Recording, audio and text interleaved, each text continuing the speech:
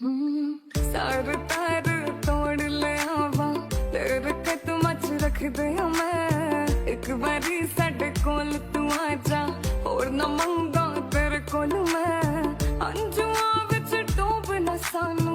अपनी अखियां च रख ले वे तेरे दिल